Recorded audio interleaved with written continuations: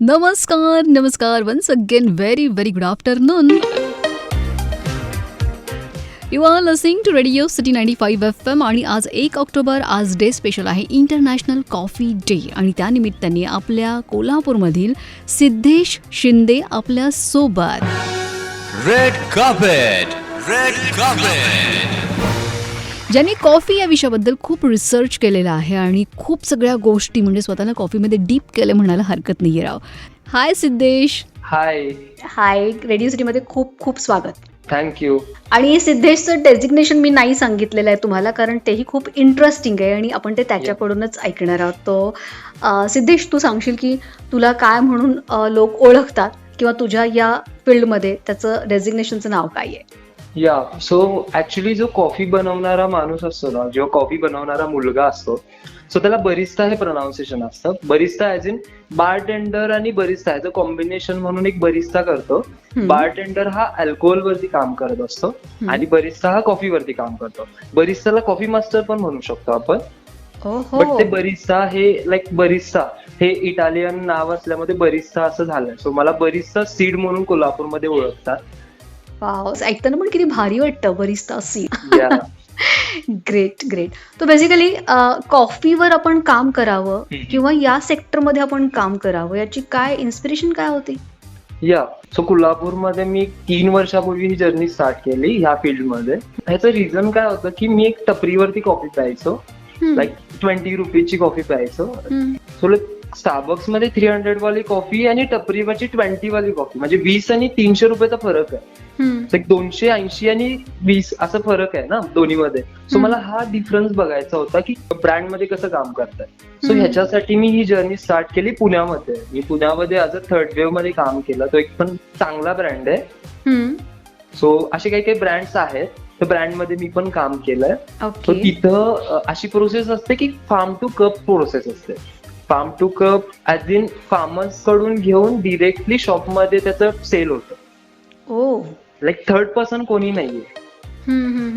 So फार्मर्सना पण आपल्याकडून help होते. हे फर्स्ट इम्प्रेशन त्यांचं माझ्यावरती चांगलं होतं की फार्म टू कप ही प्रोसेस त्यांच्या इथे चालते. लाईक आता जी कॉफी आहे की आपला एक अवेअरनेस असतो ना की कोल्हापूरमध्ये असं आहे की कॉफी पिल्यानंतर झोप नाही येत. तुम्ही ऐकला असाल. सो कॉफी पिल्यानंतर झोप नाही येत. माझे घरातले पण सांगतात मला. मी ऍज अ बरिस्ता 3 वर्ष काम करून पण माझे घरचे पण सांगतात की कॉफी पिऊ नको, झोप नाही येणार. पण ऍक्च्युली हे मला चेंज करायचंय. लाईक ब्रूड कॉफी खूप हेल्दी आहे आणि आपल्यासाठी चांगली आहे, हेल्थ आहे. बट तुम्ही इन्स्टंट कॉफी युज करताय, ती कॉफी आहे, केमिकल आहे, कसली पावडर युज करतात हे काहीच माहित नाही.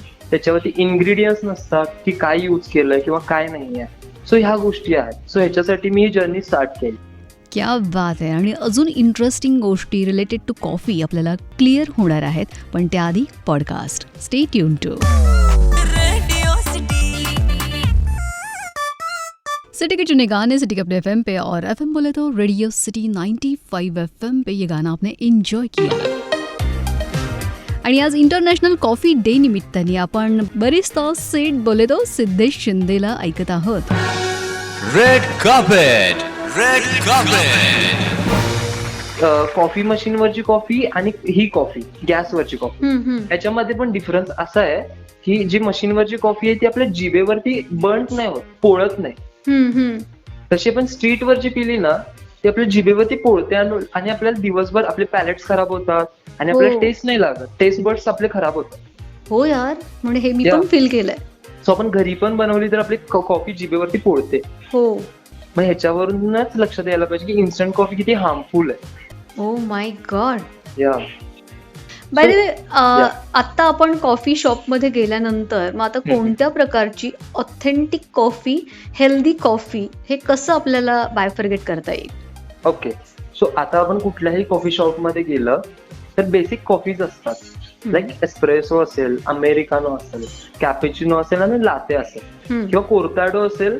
ह्या 4 कॉफी आहेत ना, ह्या बेसिक कॉफी आहेत. ह्याच्यामध्ये पण डिफरन्स सांगतो. एस्प्रेसो म्हणजे काय असतं, कॉफीचा एक्स्ट्रॅक्ट असतो, म्हणजे कॉफीचा शॉट असतं जस्ट. त्याच्यामध्ये 100% कॅफीन असतं. त्याच्यामध्ये आपण पाणी घातलं तर ते अमेरिकानो होईल. त्याच्यामध्ये मिल्क घातलं आणि जर असं फोम घातला, मिल्क फोम, तर ती लाटे होईल. आणि दुसऱ्या जर कॉफीमध्ये फोम घातला, मिल्क घातला तर कॅपेचिनो होईल. हा डिफरन्स आहे. ओ आणि Yeah. हे ऑल टाइप्स हेल्दी. हो येस. कारण जे आपण कॉफी ड्रिंक करतो ना, ह्याच्यावरती ही कॉफी फ्रेशली ग्राइंड केली जाते प्रत्येक कॉफी शॉपमध्ये. लाईक मी ज्या बघितलेत ते कोल्हापूरमध्ये पण अशा काही काय आहेत तिथं ब्रँडेड म्हणजे हे वापरतात एस्प्रेसो मशीन, ग्राइंडर्स असते किंवा हे कॉफी ग्राउंड्स असतात ते फ्रेशली ग्राइंड करतात जेणेकरून ते स्टेल नाही होत. स्टेल झालेली कॉफी ही खूप ऍसिडिक असते. लाईक त्याच्यामुळे आपल्याला एक जळजळ होते छातीमध्ये किंवा क्रेमा असतो, प्रत्येक ह्याच्यामध्ये ऑइल कंटेंट असतो. सो ते आपण ड्रिंक केल्यानंतर आपली जळजळ होते. सो त्यामुळे फ्रेशली ग्राइंड्स काढतात जेणेकरून ही कॉफी सेल नको व्हायला. आणि ज्या ह्या एस्प्रेसो वगैरे कॉफीज आहेत ना, बेसिक कॉफी, ह्या खूप हेल्दी आहेत. सो आपण ह्याच्यावरती पण कंट्रोल पाहिजे. आपण दिवसभरात 4-5 एस्प्रेसो शॉट पिले सिंगल वाले 30 ml वाले तर आपलं अंग थरथरायला लागतं. ओ किंवा आपल्याला चक्कर येते, आपण लो फील करतो कारण आपलं कॅफिन कंटेंट खूप वाढला. Oh my God.